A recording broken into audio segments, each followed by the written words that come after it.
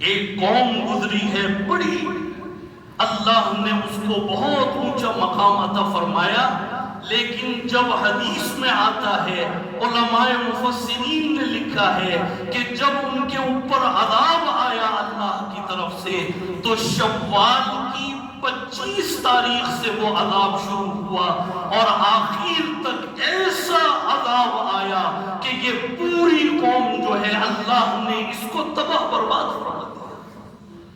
یہ کس مہینے میں ہوا؟ شوال۔ بات لمبی ہو جائے گی میرے دوستوں اور بزرگوں، یہ جس مہینے کے پہلے جمعے میں ہم موجود ہیں بڑا عظیم الشان مہینہ ہے۔ اب آئیے کہ اس میں مجھے اور آپ کو کیا کرنا ہے؟ یہ تو آپ نے اس کی پوری تاریخ سن لی، شوال المکرم کے مہینے کی ایک تاریخ اور اس کا پس منظر اور کیا کیا اللہ نے اس میں اللہ کی طرف سے جو اوامر آئے ہیں جب وہ سامنے آ گئے، اب مجھے اور آپ کو کیا کرنا ہے اس کو سنیے گا، پھر میں اس آیت مبارکہ کی طرف آؤں گا جو مجھے بیان کرنی ہے۔ پہلے حدیث سنیے گا جو میں نے ابھی خطبے میں پڑھی، یہ حکم میرے لیے بھی ہے، آپ کے لیے بھی ہے اور قیامت تک آنے والے ہر مومن اور مسلمان کے لیے ہے۔ جب بھی شوال کا مہینہ آئے گا اللہ کا یہ حکم معلق ہو جائے گا۔ حضرت ابو ایوب انصاری رضی اللہ تعالیٰ عنہ کی یہ مبارک حدیث ہمیں ملتی ہے، بخاری شریف میں بھی، مسلم میں بھی، ابو داؤد شریف میں بھی۔ الفاظ مبارکہ سنیے گا، آپ کا دل خوش ہو جائے گا، آپ کا ایمان تازہ ہو جائے گا۔ حضور اکرم صلی اللہ علیہ وآلہ وسلم فرماتے ہیں، من صام رمضان، جس نے رمضان کے روزے رکھے، جیسا کہ ہم نے رکھ لیے، سب الحمدللہ کہتے، باآواز بلند فرمائیں۔ اس الحمدللہ کہنے کی برکت یہ ہے، لَإِن شَكَرْتُمْ لَأَزِيدَنَّكُمْ، انشاءاللہ اللہ تعالیٰ اگلا سال بھی آپ کو عطا فرمائے۔ فرمائے کہ جس نے رمضان کے روزے رکھے، ثُمَّ أَتْبَعَهُ سِتًّا مِنَ الشَّوَّالِ، اس کے بعد شوال کے 6 روزے رکھے، پورا مہینہ ہے، آپ ملا کر رکھیں، آپ اس کے اندر جدائی ڈال کر رکھیں، آپ ایسے رکھ لیں جمعرات کا، پیر کا جو مسنون روزہ ہے، ایام 20 کے روزے اسی اس میں آئیں گے، 13، 14 اور 15 تاریخ شوال کے، اس میں آپ رکھ لیں یا ملا کر رکھ لیں۔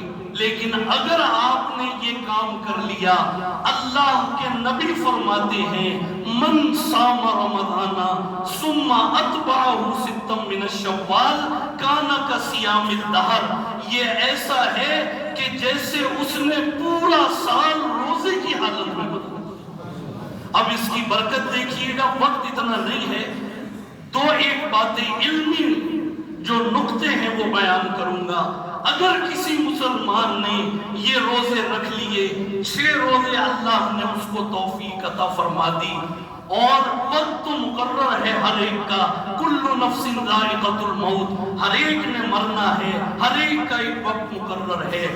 آپ نے 6 روزے رکھے یا میں نے رکھے اور ملک الموت مجھے آ کر لے گئے، یا جس کا پہلے نمبر تھا اس کی روح کو قبض کیا، یہ مومن اور مسلمان چلا گیا، اب اس کا کوئی عمل جو ہے سارے عمل منقطع ہو گئے۔ لیکن محدثین نے لکھا ہے اس حدیث کی برکت یہ ہے کہ یہ قبر میں چلا گیا لیکن یہ روزے رکھ کر یہ قبر میں اترا۔ حدیث میں آتا ہے کہ اس کو پورا سال قبر ہی میں اللہ تعالیٰ 1 سال روزہ رکھنے کا ثواب عطا فرمائے۔ اب آپ بتائیے کہ اگر ایک روزے دار قبر میں موجود ہو تو آپ بتائیے کیا قبر اس کو دبائے گی؟ کیا عذاب کے فرشتے آئیں گے؟ کیا اللہ کی طرف سے جہنم کے دروازے اس کے لیے کھولے جائیں گے؟ نہیں، کیونکہ یہ مومن اور مسلمان شوال کے 6 روزے رکھ کر آیا تھا اور اور اس کا موت کا وقت آ گیا، فرمایا کہ جب یہ قبر سے اٹھے گا تو یہ روزے دار اور روزے کی حالت میں اللہ تعالیٰ اس کو دے گا۔ اور محدثین نے لکھا ہے یہ دہر کا لفظ جو آیا ہے، دہر کا معنی لغت کی کتابیں اٹھا کے دیکھ لیجئے، حل اتی علی الانسان حین من الدہر، دہر کا ایک معنی، دہر کا ایک جو مطلب ہے وہ عمر، زمانہ، صدی۔ حضرت امام آدم، امام ابو حنیفہ رحمۃ اللہ علیہ، جن کے اللہ نے اتنا اونچا مقام عطا فرمایا کہ 40 سال تک عشاء کے وضو سے فجر کی نماز پڑھی، وہ یہ فرماتے ہیں کہ دہر کا معنی یہ ہے کہ جس نے شوال کے 6 روزے رکھے، فرمایا کہ وہ ایسا ہے کہ جب تک وہ زندہ رہے گا اللہ تعالیٰ اس کو روزوں کا ثواب عطا فرماتے ہیں۔ میں اپنی بات کو یہاں پر پورا کروں گا، یہ پوری بات سمجھ میں ہمیں آ گیا۔ اور جن مسلمانوں کے ایک مسئلہ بھی سن لیجئے، روزے قضا ہو گئے یا چھوٹے ہیں تو اس کے لیے یہ بہترین مہینہ اللہ نے دیا ہے شوال کا، اس کی قضا کرنے کے۔ اگر وہ شوال قضا روزہ بھی رکھ لیں اور اس کے اندر شوال کے روزے کی بھی نیت کر لیں، اللہ کی شان رحمت اتنی وسیع ہے کہ اللہ تعالیٰ اس روزے کی قضا کو بھی قبول فرما لیں گے اور شوال کے روزوں کا ثواب بھی عطا فرما دیں گے۔ میں اس موضوع کی طرف بہرحال اس کو ختم کرتا ہوں۔ آخری بات میرے دوستوں اور بزرگوں، بڑی غور سے سنیے گا، بڑی اہم بات اس وقت میں آپ کو بتا رہا ہوں، اور یہ میری بات نہیں ہے، یہ اللہ کی بات اور اللہ کے نبی سرکار دو عالم صلی اللہ علیہ وآلہ وسلم کی بات ہے۔ اس وقت میں جو حالات ہمارے گرد و پیش میں ہیں، جن حالات سے ہم گزر رہے ہیں، ہر شخص جانتا ہے۔ قرآن کریم کی جو آیت میں نے پڑھی، وَلَنَبْلُوَنَّكُمْ بِشَيْءٍ مِّنَ الْخَوْفِ وَالْجُوعِ، کہ اللہ تعالیٰ تمہیں آزمائیں گے خوف دے کر، بھوک دے کر۔ آج کیا خوف کے سائے ارد گرد منڈلا نہیں رہے؟ آج کیا بھوک اور قحط اور یہ مہنگائی، آپ کیا سمجھتے ہیں یہ کوئی انسان نہیں کر رہا؟ یہ یاد رکھیے، یہ انسانی کام نہیں ہے۔ آپ کہیں کہ جی یہ تو سب ایک دنیاوی تجزیے کر لے یا جو بھی بیٹھ کر، لیکن ہمیں قرآن اور حدیث کو اگر آپ دیکھیں، یہ جو پیٹرول کی قلت اور گیس کی قلت، یہ آپ دیکھیں گے دن بدن بڑھتی چلی جائے گی۔ اور یہ بھی ذہن میں رکھیے گا کہ جب یہ پیٹرول کی شارٹیج ہوگی تو ٹرانسپورٹیشن بھی مہنگی ہوگی، وہاں سے پھر کھانا پینا، اس کی ترسیل، یہ بالکل یوں سمجھ لیجئے کہ چیزیں ہاتھ سے نکلتی چلی جائیں گی۔ ابھی کل میں وہاں یہ میرا خیال ہے چکوال اور کون سی جگہ پر تھا، جامع عثمانیہ میں، تو وہاں پر ایک صاحب بیچارے کراچی سے وہ آئے تو وہ مجھ سے کہنے لگے کہ اب میں واپس جانا چاہتا ہوں تو 2500 اور 3000 روپے کرایہ پڑ گیا۔ تو یہ کیا آپ کے سامنے یہ حالات ہیں؟ مسلمان حج پر جا رہے ہیں، عمرے پر جو مسلمان ہیں وہ بالکل اس کے اوپر جو ہے یوں سمجھ لیجئے ان کو سمجھ بھی نہیں آ رہا کہ کیا کرنا۔ تو یہ جتنے بھی حالات ہیں، حدیث قدسی یہ ہے، حدیث قدسی کے الفاظ مبارکہ یہ ہیں، اللہ تعالیٰ فرماتے ہیں یسب الدہر، انسان زمانے کو برا بھلا کہتا ہے۔ ابھی ہم کہہ رہے ہیں نا پیٹرول مہنگا ہو گیا اور گیس بھی آنے والے دنوں میں پتہ نہیں ملتی بھی ہے یا نہیں، اور ہر چیز کی جو قیمت ہے اور کھانا پینا یہ سب دسترس سے نکلے گا۔ لیکن اس کے پیچھے کون ہے؟ نہ کوئی حکومت ہے، نہ کوئی انسان ہے، اس کے پیچھے اللہ وحدہ لا شریک ہے، جن کی اس کائنات کے ذرے ذرے پر حکومت ہے۔ اللہ تعالیٰ فرماتے ہیں یسب الدہر، انسان زمانے کو برا بھلا کہتا ہے، وَأَنَا الدَّهْرُ، اللہ تعالیٰ فرماتے ہیں میں ہوں زمانہ، اقلب اللیل والنہار، دن اور رات کا نظام اللہ کے ہاتھ میں ہے، رزق اللہ دیتا ہے، موت اللہ کے ہاتھ میں ہے، اس پوری دنیا کا نظام ایک اللہ وحدہ لا شریک کے ہاتھ میں ہے۔ میرے دوستوں اور بزرگوں، یہ جتنے بھی دن آ رہے ہیں، یہ میری بات آپ دل پر لکھیے گا۔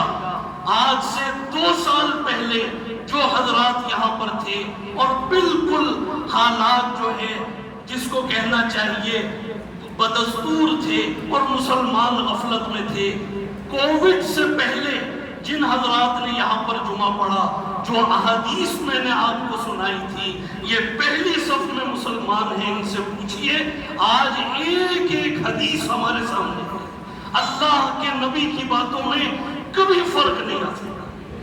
اب کس دور سے ہم گزر رہے ہیں وہ سنیے گا، حدیث میں آتا ہے اور اسے سنیے گا کہ دجال، یہ نہ کہیے گا کہ جی دجال بس آ گیا، ابھی دجال کا زمانہ دور ہے، احادیث اٹھا کے دیکھ لیجیے، ابھی تو یہ فتنوں کا دروازہ اور قرب قیامت جس کو کہنا چاہیے اس دور میں ہم موجود ہیں۔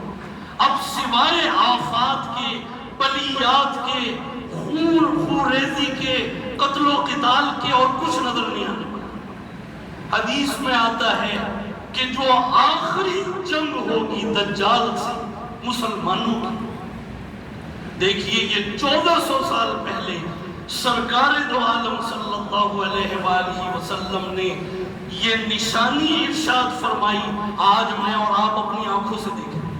فرمایا کہ اس وقت میں حضرت عیسیٰ کا نزول ہوگا اور امام مہدی علیہ السلام وہ تشریف لائے گا۔ لیکن اس حدیث کو اٹھا کے دیکھیے، صحابہ حیران ہو گئے کہ ایسا بھی ہوگا۔ اس جنگ سے پہلے ایک اور جنگ ہوگی اور اس میں یہودی، عیسائی اور مسلمان یہ آپس میں مل جائیں، ایک صف میں کھڑے ہوئے۔ پہلے حیرانگی ہوتی تھی کہ مسلمان یہودیوں سے کیسے ملیں گے، عیسائیوں سے کیسے ملیں گے، جن کے بارے میں اللہ سبحانہ وتعالی نے قرآن کریم میں فرما دیا وَلَن تَرْضَىٰ عَنْكَ الْيَهُودُ وَلَا النَّصَارَىٰ حَتَّىٰ تَتَّبِعَ مِلَّتَهُمْ۔ یہ یہودی، یہ عیسائی تمہارے کبھی دوست نہیں ہو سکتے، ہاں یہ دوست کب بنیں گے جب تم دین اسلام کو چھوڑ کر یہودی بن جاؤ گے، پھر یہ تمہیں گلے لگیں گے۔ یہ قرآن کا یا ایھا الذین آمنوا لا تتخذوا اليہود والنصارى اولیاء بعضهم اولیاء، فرمائے کہ یہ ایک دوسرے کے دوست ہیں، یہ مسلمانوں کے دوست نہیں ہو سکتے۔ 1400 سال پہلے آپ نے یہ ارشاد فرمایا، اور اسے سنیے گا، دجال کے آنے سے پہلے جو مسلمانوں کی آخری جنگ ہوگی، اس سے پہلے جو جنگ ہوگی اس میں یہودی اور عیسائی اور مسلمان آپس میں مل جائیں گے۔ آج کیا ملے میں نہیں؟ آج کیا ہم اپنی آنکھوں سے نہیں دیکھ رہے؟ آج یہ ساری نشانیاں ہمارے سامنے موجود ہیں۔ اس موقع پر سرکار دو عالم صلی اللہ علیہ وآلہ وسلم نے آج سے 1450 سال پہلے یہ بات ارشاد فرمائی تھی، اور یہ ایٹم بم اور یہ ساری چیزیں جس میں سوائے موت کے اور بربادی کے کچھ حاصل نہیں ہے، 1400 سال پہلے آپ نے ارشاد فرمایا تھا ایسی ہولناک جنگ ہوگی کہ زمین انسانی لاشوں سے بھر جائے گی، خون ہی خون ہوگا، حتیٰ کہ ایک جانور، ایک پرندہ کئی ہزار میل تک سفر کرے گا کہ میں نیچے اتر جاؤں اور کوئی جگہ مجھے خون سے پاک اور لاش سے پاک مل جائے لیکن اس کو کوئی جگہ نہیں ملے گی یہاں تک کہ وہ تھک کر اترے گا تو وہ ایک لاش پر اترے گا۔ یہ 1400 سال کس طرف اشارہ ہو رہا ہے؟ ایٹمی جنگ جس کو کہنا چاہیے۔ میرے دوستوں اور بزرگوں، اس وقت زیادہ ہو گیا، مجھے اس پر بات کرنی تھی۔ اس وقت ہمیں سب سے زیادہ اپنے ایمان کی حفاظت کرنی ہے، اپنے ایمان کو مضبوط بنانا ہے۔ یہ دنیا یہ ختم ہونے والی ہے، یاد رکھیے گا۔ بارڈر ملا ہوا ہے جہاں پر جنگ ہو رہی ہے۔ آج دیکھ لیجئے بینکوں میں پیسہ ہے، کسی کام کا نہیں ہے، زمینیں جائیدادیں ہیں، ان کے اوپر میزائل گر رہے ہیں۔ یاد رکھیے کسی وقت بھی حالات اس حدیث کے پیش نظر اللہ کے قبضے اور قدرت میں ہے اور اللہ نے اپنے نبی کی بات کو پورا کرنا ہے۔ حالات بدلے، یہاں پر بھی بینک ہوں گے لیکن اس میں پیسہ پڑا ہوا ہوگا، کوئی اٹھانے والا نہیں ہوگا، جائیدادیں، زمینیں، دکانیں ہوں گی لیکن ایک خوف کا سما ہوگا۔ یہ تمام حالات ہمارے ارد گرد موجود ہیں۔ آج ضرورت اس بات کی ہے کہ ہم اہل حق کے ساتھ کھڑے ہوں، ایمان والوں کے ساتھ کھڑے ہوں اور جرت کا مظاہرہ کریں، اپنے ایمان کی حفاظت کریں۔ ایک حدیث سناتا ہوں اور پھر میں ختم کروں گا۔ حدیث میں آتا ہے فتنے اور فساد کے زمانے سے پہلے کچھ سال پہلے قحط ہو جائے گا، کھانا پینا ختم ہو جائے گا، اور کھانا پینا پیٹرول ختم ہو گیا، گیس ختم ہو گئی، سمجھ لیجئے گا کہ پھر کچھ نہیں ملنے والا، سوائے بربادی اور ناکامی کے کچھ حاصل نہیں ہے۔ اس موقع پر آپ نے فرمایا تھا، صحابہ نے پوچھا کہ یا رسول اللہ جب کھانے کو کچھ نہیں ہوگا، حدیث میں آتا ہے کاد الفقر وان یکون کفرا، کہ کھانے کا نہ ہونا یہ انسان کو کفر تک لے جاتا ہے۔ دجال پر جو لوگ ایمان لائیں گے وہ اسی طرح تو لائیں گے جب وہ دیکھے گا کہ یہ سب کچھ اس کے پاس ہے اور وہ اشارہ کرے گا تو وہ ایمان چھوڑ دیں گے۔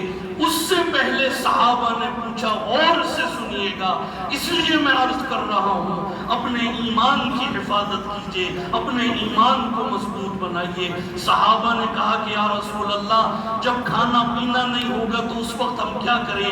آپ نے آج کے لیے یہ فرمایا تھا، فرمایا کہ دیکھو اپنی زبان پر لا الہ الا اللہ ایمان سے پڑھنا، اللہ اکبر پورے ایمان سے پڑھنا، سبحان اللہ پورے ایمان سے پڑھنا، الحمدللہ پورے ایمان سے پڑھنا، تو اللہ تعالیٰ تمہاری بھوک، تمہاری غربت کو دور فرما دے گا۔ 1400 سال اور جامع ترمذی کی حدیث ہے۔ دیکھیے ایک ایک عمل ایسا ہے، میں اگر ابھی پوچھوں یہ مسلمان حج پر جا رہے ہیں، اللہ تعالیٰ ہمیں بھی لے کر جائے، میں پوچھوں کہ بھئی کون ہیں جو 100 حج روزانہ کرنا چاہتے ہیں، کوئی پیچھے رہنے والا نہیں۔ جامع ترمذی کی حدیث ہے، اللہ کے نبی فرماتے ہیں کہ جو صرف 100 مرتبہ صبح اور 100 مرتبہ شام سبحان اللہ پڑھتا ہے، کیا پڑھتا ہے؟ بلند آواز سے کیجئے اور بلند آواز سے ایک مرتبہ پھر فرمائیے، فرمائے کہ جو صبح شام 100 مرتبہ سبحان اللہ پڑھتا ہے، اللہ کے نبی فرماتے ہیں میری ذمہ داری ہے کہ اللہ تعالیٰ اس کو 100 حج کا ثواب عطا فرمائے۔ صحیح حدیث ہے اور مسلم شریف کی حدیث ہے، اس میں شام کا بھی ذکر نہیں ہے۔ جو صرف 100 مرتبہ پڑھتا ہے اللہ تعالیٰ 1000 نیکیاں اس کے نامۂ اعمال میں لکھ دیں گے، 1000 گناہ مٹا دیں گے۔ تو ضرورت اس بات کی ہے اس موقع پر سوائے تباہی اور بربادی کے حدیث اور قرآن کے مطابق کچھ نظر نہیں آ رہا۔ ہم تو یہ سوچ کر بس دکان پر چلے گئے، آفس بزنس اور کھانا پینا اور یہ سب چل رہا ہے۔ خدا کی قسم مصلی رسول پر عرض کر رہا ہوں، آپ اپنی آنکھوں سے دیکھیں گے ایک ایک دن بدتر سے بدترین آنے والا ہے۔ ہم اس وقت فتنے اور فساد کے زمانے میں ہیں۔ اس وقت صرف آپ نے ایک کام کرنا ہے، دنیا کی دولت نہیں، اپنے ایمان کی حفاظت، اپنے ایمان کو بچا بچا کر انشاءاللہ ہم سب قبر میں لے کر جائیں گے۔ سب زور سے کہتے ہیں اللہ تعالیٰ یہ جتنے حالات آنے والے ہیں ہم سب کو اپنے ایمان کی حفاظت کرنے کی توفیق عطا فرمائے. صرف ایمان ہے کہ جو ہمیں قبر میں اور جنت میں ہماری بخشش کا ذریعہ ہوگا. اللہ تعالیٰ آپ سب کو اجر عظیم سے نوازے اور ان باتوں کو ہم سب کو یاد رکھنے کی اور اس پر عمل کرنے کی توفیق عطا فرمائے.